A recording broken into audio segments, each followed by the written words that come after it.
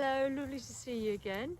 I'm Elaine Fisher, I'm the Lakes coach, and we're here to have a walk with Beatrix Potter, who by the end of the day we'll be calling Beatrix Heelis. And I'm here with my great friend Jo, and it's lovely to see you, Jo. Nice to see you too. Nice to be back again on the village hall with a lovely walk around the Lake District with Elaine. Willow is down here in the grass. She'll be joining us as well today. So yeah, I'm excited to find out a bit more about this local legend, and enjoy and happy that you're with us today on this quite nice sunny day. It is. So we're here today to talk about Beatrix Potter and her life, and then her influence on the lakes. Fantastic. It is. It's going to be a really interesting journey, I think. Yeah. So when was she born? So she was born in 1866. 1866. Okay. So mid 19th century. Yeah. And she was born to a really wealthy family in London.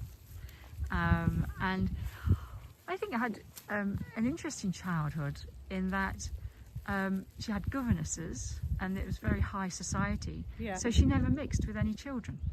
She just stayed in a room and was taught in a room in London. With her own imagination. With her own imagination, got lots and lots of animals, loved animals, and then when she was 6 her brother came along and they kept lots of animals and started painting them and drawing them.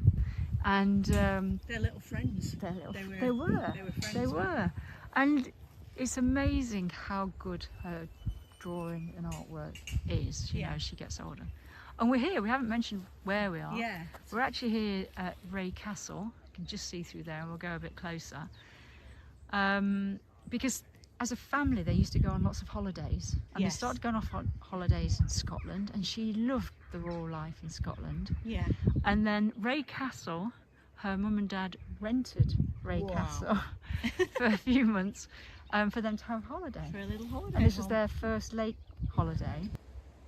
So Ray Castle is on the shores of Windermere. It's in an absolutely beautiful location, and it was built by a Dr. Dawson for his wife in the early 1800s. So it's not a traditional, very old castle. And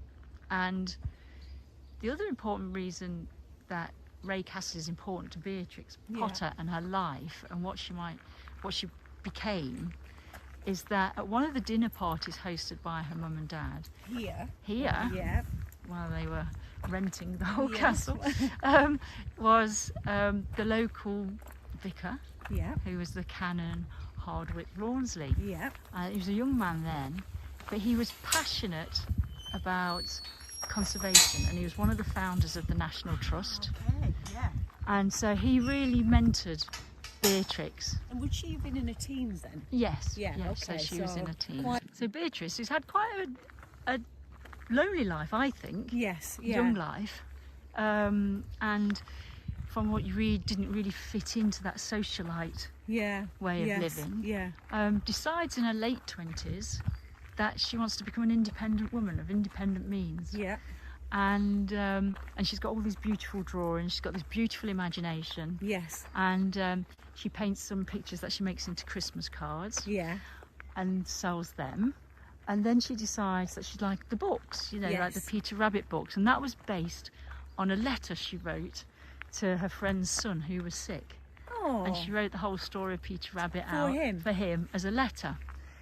And she decided she was going to publish this as a little book. She had very clear ideas of what it would look like, and but nobody would publish it because she's a female. Would you believe that now? You can't believe that, can you? No. And so she published some herself, but they had black and white drawings, and they did sell. And then the Warren Brothers, who's a publishing firm, they decided they would publish her. And the link there was that Norman Warren became her publisher. And they published Peter Rabbit. Very long story short, apparently she was very clear about what she wanted. Isn't that self-belief? Like at that age and in that time, to think, well, I'm going to self-publish, I believe in this. You know, that shows a strong spirit, doesn't it? A strong woman. Especially from her background. I know she's well to do, so I suppose the self-confidence comes with material things. But it's interesting where she got that drive from. Yeah, it is. Yeah. And deciding I'm not going to do my traditional socialite ways of either marrying or looking after parents. I'm breaking the mould. I'm breaking the mould.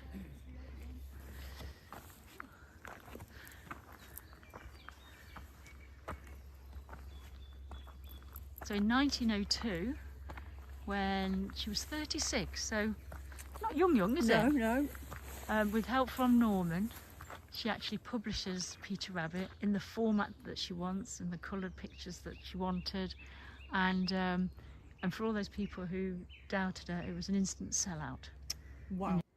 And as she was publishing the books with Norman, they actually got quite close. Yeah. And by 1905, he proposed to her and she'd accepted, but her parents had said no, because he wasn't the right status for her. You know, he was beneath her really as a lowly publisher, and persuaded her to go on holiday with them to think it over. Yeah. And by this time they'd been on lots of holidays in the lakes, and she absolutely loved the Lake District. And I'm going to whiz round now just to give an idea of the view here, because it is really stunning. It really is. Let's just have a look. And that really sets up the stage for the rest of her life. Yeah. This holiday with her mum and dad, and also why near Sorry becomes very important in her life. Yeah. And I think we should go to near Sorry and kind of walk where Beatrix settled. Yeah. In the Sounds lakes, lovely. rather than where she visited. Yes. Yeah. Great. Shall we go? Yeah. Well, we're now on the road to near Sorry, or the path. We've parked in far Sorry. And we know Beatrix, amazingly, has become very popular, and she's become this businesswoman and selling her Peter Rabbit books. And she's been working with Norman Warner. Yeah. And in 1905 he proposes to her. And she accepts, but her parents really don't want her to get married, and they say, you know, well, come away with us for the summer and decide after. And unfortunately he dies. Oh, so dear. And when they say come away with me, are they coming bringing her? Where did they bring came her? Up to the lakes. They came here on holiday. They holidayed in all different places. Yeah. And one of the places she holidayed was in near Sorry. Yeah. And she absolutely loved the place. It is beautiful. And we're coming up to near Sorry now. Wow. And then she decides, because she's heartbroken. Yeah. She has these independent means now. Yeah. And she's, I think her auntie left some money as well. And she decides to buy Hilltop Farm. Right. Which is in near Sorry. Yeah. As you can see near Sorry. Look at what a stunning place. It is a really, really lovely place. We probably have to warn people that it might get busy because she's very popular. Yeah. And she buys this farm called Hilltop. Yeah. And she doesn't live there. She puts a farmer, I didn't know manager that. there. Yeah, you'd imagine, because it's so famous, isn't it, Hilltop? Yes. And but she uses it as she really gets involved in the work of the farm. Yeah. But she still has to visit up and down to London. Yeah. To see her parents. And she's still very much involved with them. And she wants to make sure her land is all together. So she then goes and talks to William Heelis, the solicitor. Yes. And they start working together. They start working together over land, and she buys Castle Farm. And that from here, creamy one. That's Castle Cottage, and she is part of Castle Farm. Okay. So she buys that farm. So all this land around becomes her farming land. So. Wow.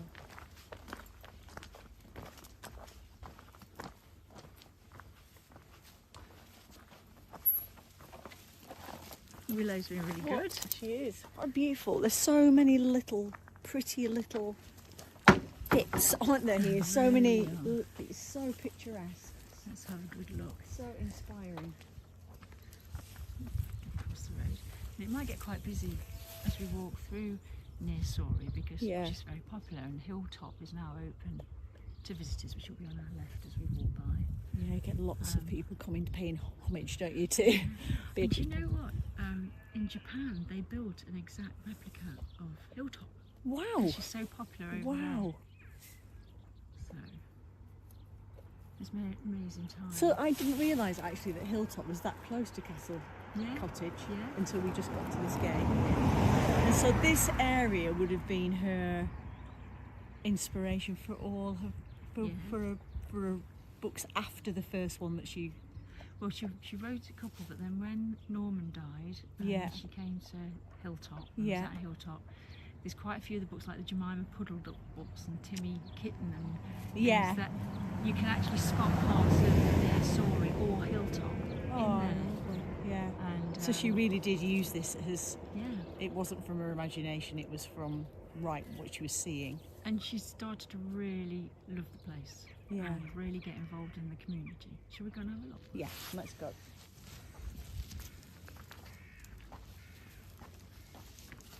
A bit of road as we go So through. Hilltop is more of like a tourist attraction, but Castle Cottage is not.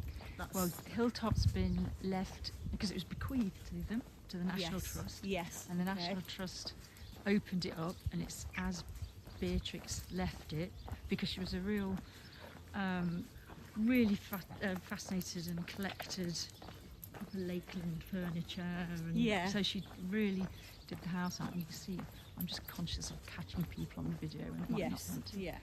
But so we're coming up to Hilltop on the left now, and you'll see big National Trust building, whereas Castle Farm is still National Trust, but it's tenanted, you know, people live there, and they don't open that to the public. So, this is the Hilltop.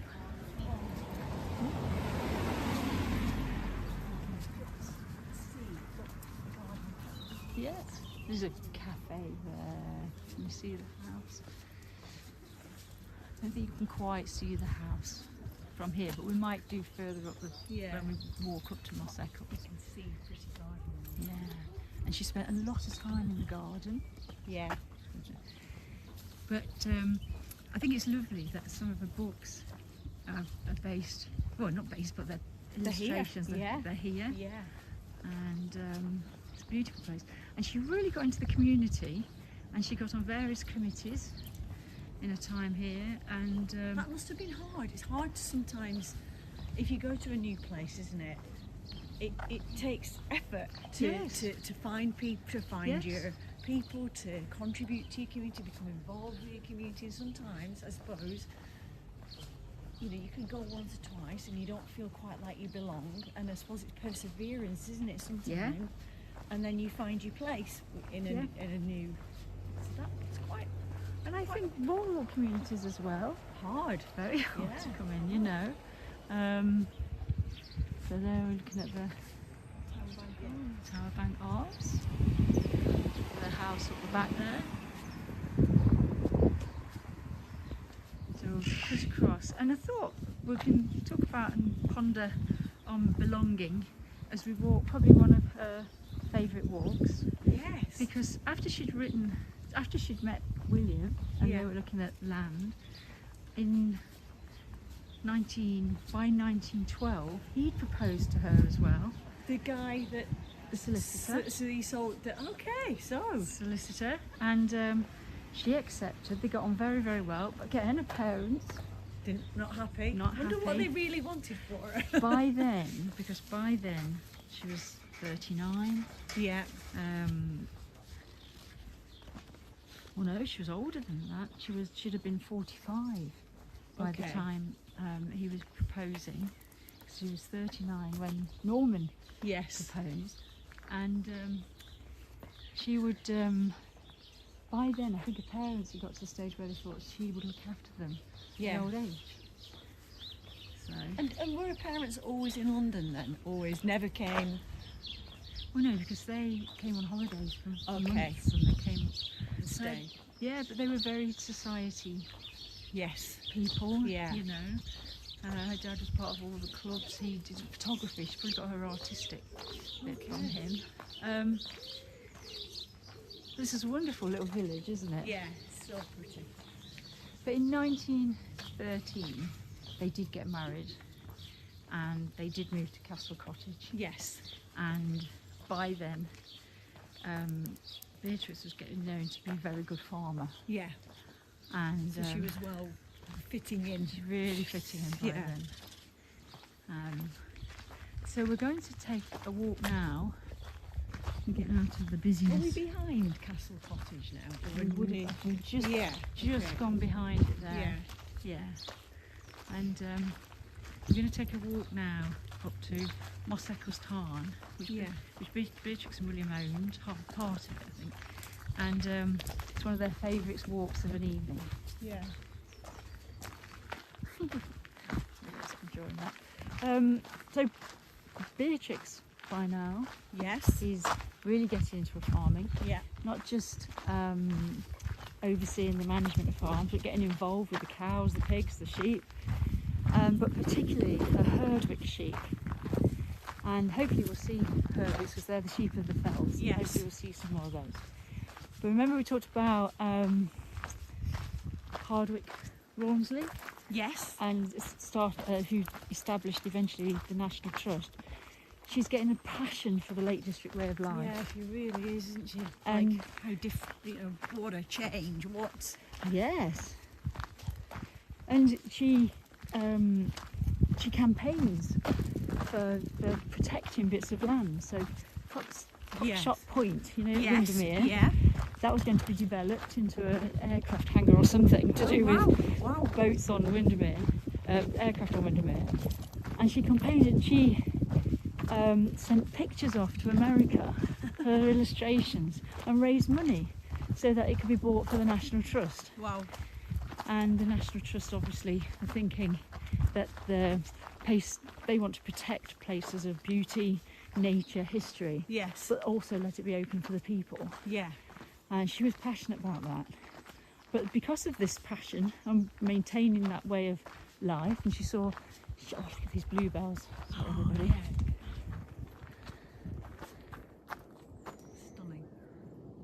Oh, I love bluebell season. It's just such a ray of hope again, isn't it? Yeah. Spring.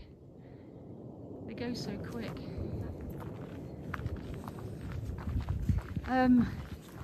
She then got the opportunity to buy a farm in a place we know really well, called Troutbeck Park. Yes, yeah. Which is that massive area.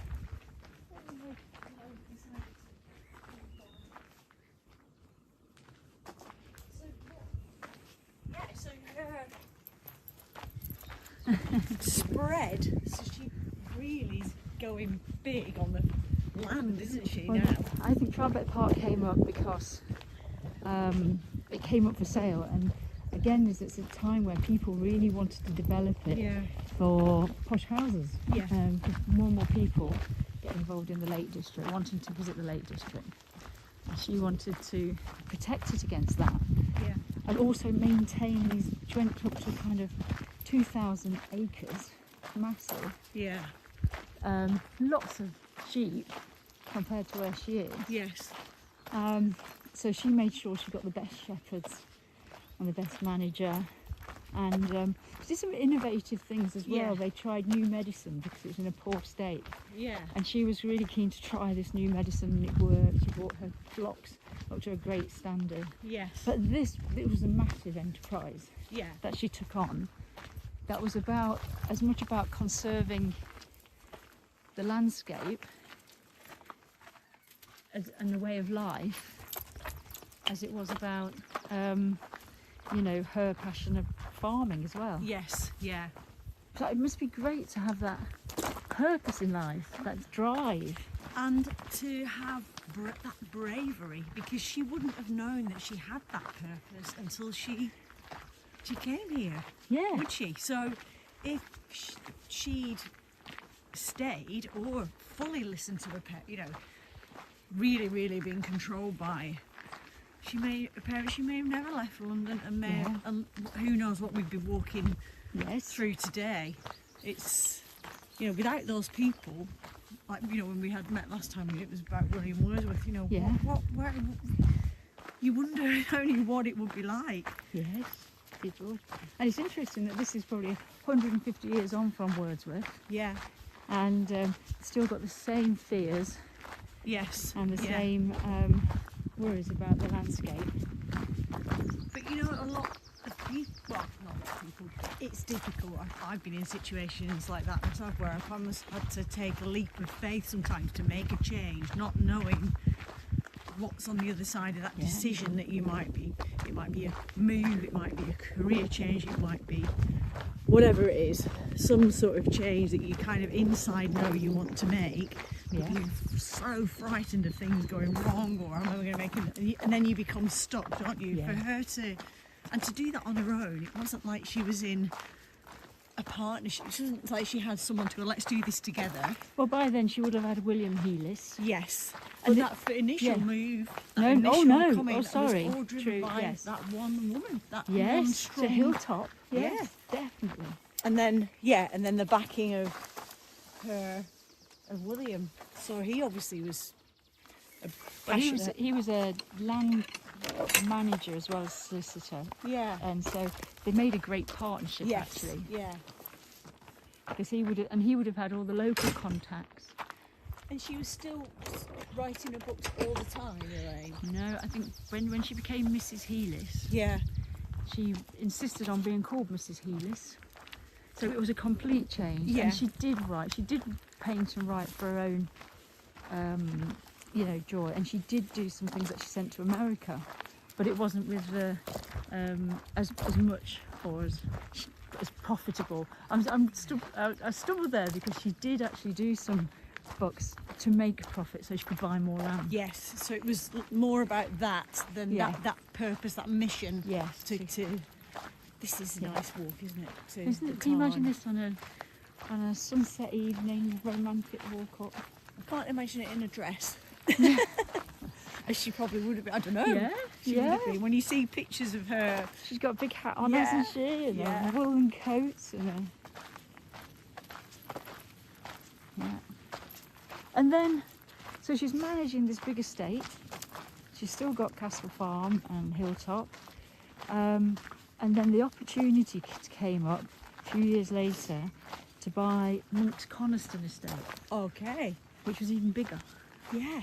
And that was why they were particularly keen about that, was because the Marshall family were prepared to be selling it off in little chunks. Yes. And that whole area around Coniston has Tarn House, which we did a walk around. Yes. It's got Tilberthwaite, Yew Tree Farm, you know, places we know now. Yes. Yeah. And so they had the opportunity to buy it, but that would seriously have gone into her capital. Yes. So she knew, even though the negotiations were between her and William and the Marshall family, that she was going to give half of it to the National Trust. Yes. Not give, sorry. The National Trust were going to buy half of it off her. But they didn't have quite the money at the time and had to raise money. And so it was quite a gamble for her to buy it all. Yeah. They might have said, "We're sorry, we can't do it. We can't do it." But it all worked out. Yeah, wow. What a woman. Because one of the things we haven't really mentioned is back to the Herdwick sheep. She not only bred prize women sheep, she became a judge of the Herdwick Association. Wow. You know, so all the sheep fairs. Yeah. And this is the life she loved, that all the shepherds would gather. Yeah. And they call it a gather when they bring the Herdwicks off the fells. Yeah. So they can then, but then they had the competitions. And she loved that life of that, you know, that cycle. Yeah. And that way of life. And she became one of them. Yeah. And was accepted. So not only was she a society lady, yes, turned into a farmer. Yeah. Which I just find really phenomenal. Yeah, it's brilliant.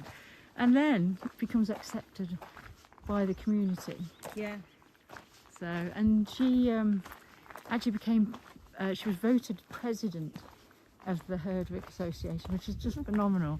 In 1944, maybe 1943, but they vote for the following year, and she died in that December, so she never took office, but she was already president-elect. Yeah. So she had a big impact on that local community at that time. Yeah. Yeah, it changes, doesn't it?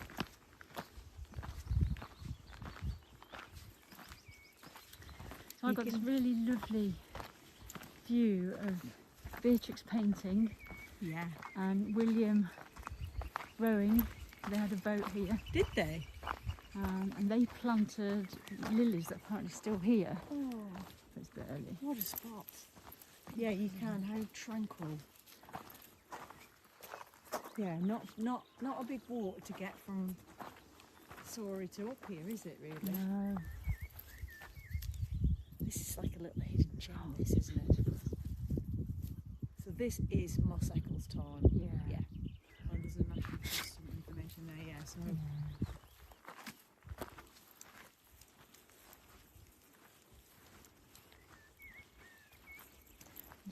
I'm thinking about her book, Jeremy Fisher, but she probably didn't write it here. In my mind, I'm thinking. I've read that she did, and then some people say it's Esthwaite. Yeah. So we can pretend. Yeah. But you can see how your imagination could really just sitting here peacefully, being creative is. And actually, do you know what? It sometimes just to get out. Like we're doing today, or just to take yourself out from home and just find a quiet place and just let have time to use, let yourself daydream. Yeah. And we don't always do that. I observe that with our teenagers who spend a lot of time, as I do, as we all do, on phones, being stimulated by constant stories. Yeah. And often just to give yourself chance to daydream in your own mind. There's so much there that's possible if we just let ourselves have that time, I suppose. Yeah. Beautiful places. Yeah. Absolutely. So quiet. Just really quiet.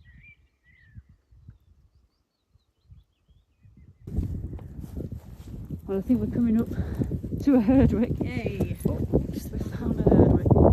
And what makes them a Herdwick? They're really quite stocky. Yeah.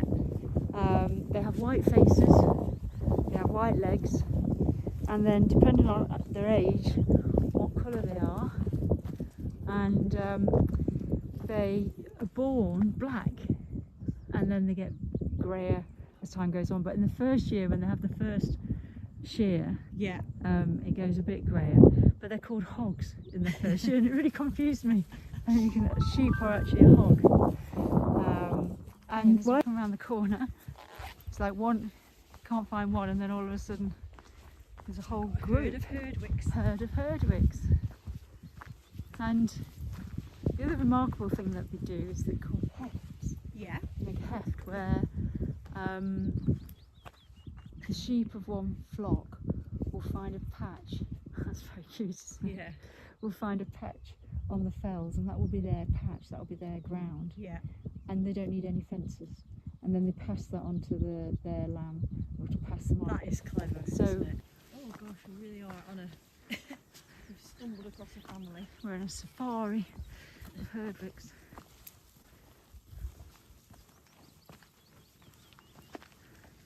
And at certain times of the year they're all brought down from the fells for lambing, for shearing, for I suppose checking.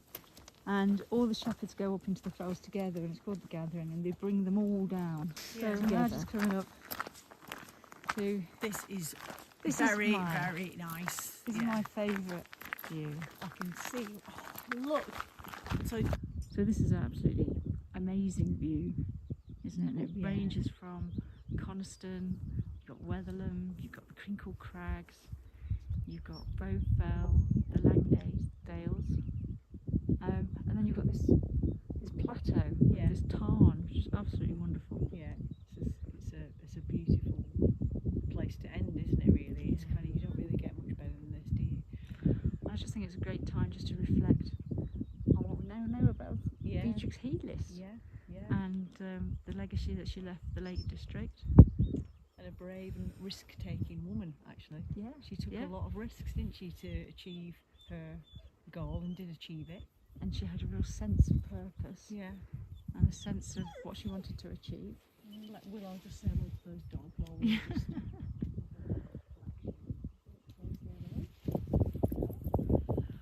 And what were you saying, so at the end, when she died?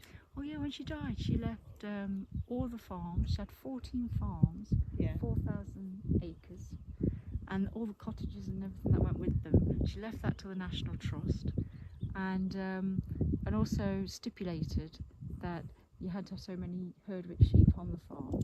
And she also left a lot of furniture and things within the farms that are traditional Lakeland furniture to be kept on those farms.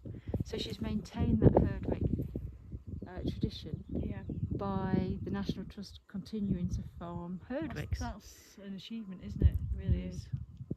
It is. And she really laid the foundations to what we see as the Lake District today, doesn't she? Yeah.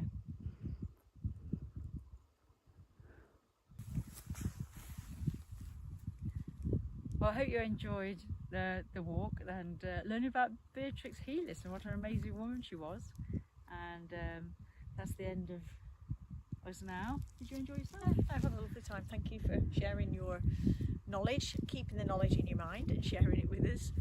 Lots of facts there, and lots of other stuff that we could have walked 3 hours talking about Beatrix Potter today, but it's been nice to share a bit more of the Lake District with you. Hope you've enjoyed it, and it's been great to have your company.